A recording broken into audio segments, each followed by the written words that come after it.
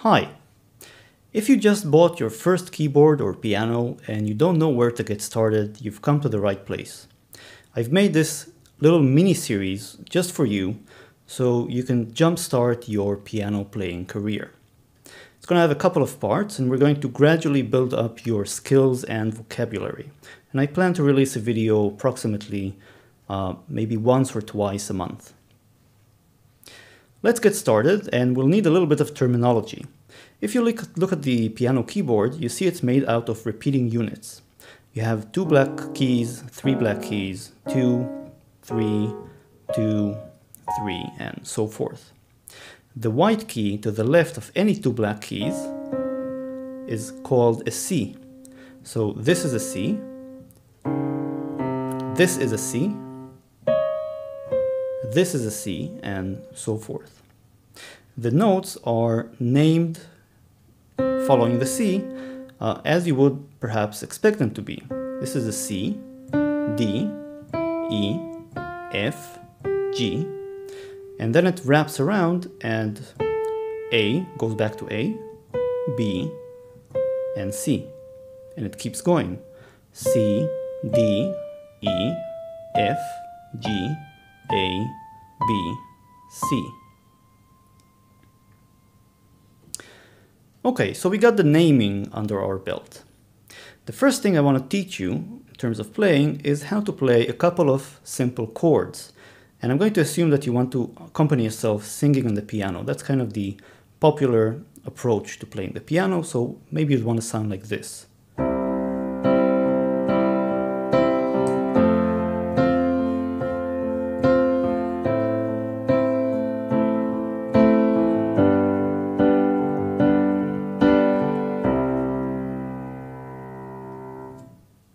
Now I'm going to teach you 4 chords, which will be C major, F major, G major, and A minor. Or I just play them out: C major, F major, G major, and A minor. If I don't say major after a chord name, it's assumed. So I'll just maybe call them C, F, G, and A minor. Let me start by showing you how to play them. Again, you can play them either in the left or on the right hand. We're going to focus on the right hand for starters. Here's a C major chord, and I'm playing 3 notes. All of the chords have 3 notes in this video, and I'm playing a G, a C, and an E with my right hand. Now, notice the fingering. The fingering means which fingers I use to play this chord. I'm using my thumb, my first finger, and my 4th finger. Now this is largely a matter of taste. You could use this fingering as well. Thumb, 3rd finger, and 5th finger. It's kind of up to you to experiment and see what feels natural for you.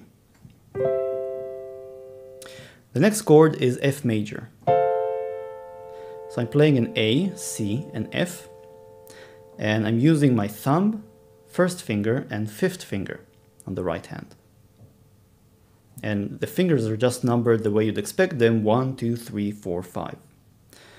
For the G major chord, I'm playing a G, B, and D with my thumb, 1st finger, and 4th finger. And finally, for A minor, I'm playing an A, C, and E with thumb, 1st finger, and 4th finger. Again, experiment. You might find it more convenient to use your thumb, 3rd finger, and 5th finger to play some of these voicings. Now, what about your left hand? So the left hand is going to play the bass note. And the bass note is simply going to be the name of the chord, the note that corresponds to the name of the chord. So for a C major chord in the right hand, you're going to play a C note in the left hand. For an F, you'd play an F note in the left hand. For an A minor, you'd play an A in the left hand. And for a G major, you'd play a G, the note G, in your left hand. It doesn't really matter how you finger these. You can just even use 1 finger if it's more convenient for you. So you can just jump around. But it's more convenient a little bit to put all of your 5 fingers like this, such that your thumb rests on the C, and then you can press the C with your thumb, the F with your pinky, with your fifth finger, the A with your third, and G with your fourth finger. So you don't have to jump around. Your hand just rests evenly on one spot. So now you have 4 chords under your belt, and you can first of all start by experimenting with different combinations. So let's see, you can start with a C, going to an F, going to an A minor, going to a G.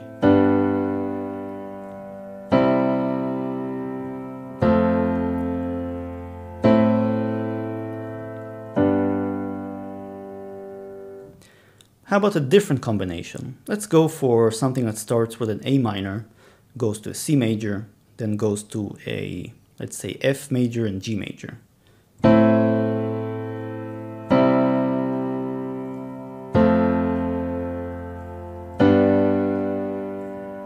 minor, C major, F major, G major.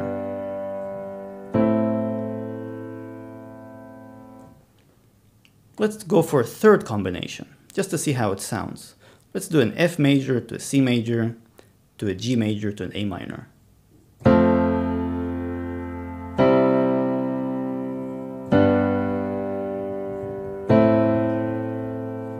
F major, C major, G major, A minor. Now, a great number of popular songs have been written using just these 4 chords. And just go online and look for some of your favorite songs and see which ones were written using C, F, G, and A minor. Now, one more thing before we conclude for today, and that is basically what you can do to add some motion and interest to your playing is once you've hit a chord, just repeat it at constant intervals. So I'm going to play it, and then hopefully that will give you an idea of what I mean. And I'll play, let's say, a C major to an F major to a C major to an F major and so forth.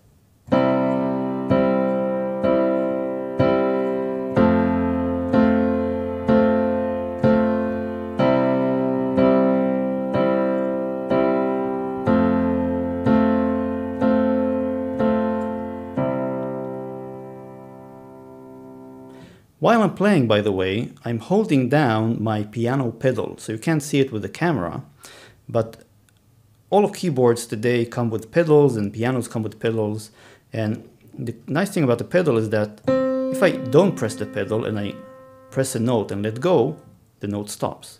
But if I hold down the pedal and I press the note and I leave it, it keeps on ringing.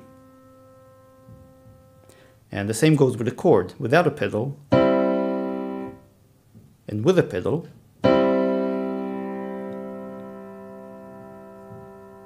so the idea is to hold down the pedal for as long as you're on a particular chord. When you switch between chords, be sure to depress the pedal so the previous chord doesn't keep on ringing when you switch to the new chord. So I'm keeping my pedal pressed here, depressing it, and when I move to the F major, can I depress it and press it again, depress and press, and so forth. So this will give you a nice full sound when playing. And of course, the sort of quintessential song that you probably want to check out for these 4 chords is Imagine by John Lennon. Do go ahead and have a look. And in the next lesson, I'm going to show you 4 different ways, interesting ways, in which you can make your playing sound more interesting. So not just push down the chords, but make it sound more mature, complex, and sophisticated. That's it. I hope you've learned something interesting. Welcome to your first lesson for playing the piano. I hope you'll have many more and enjoy your path, and I'll see you next time.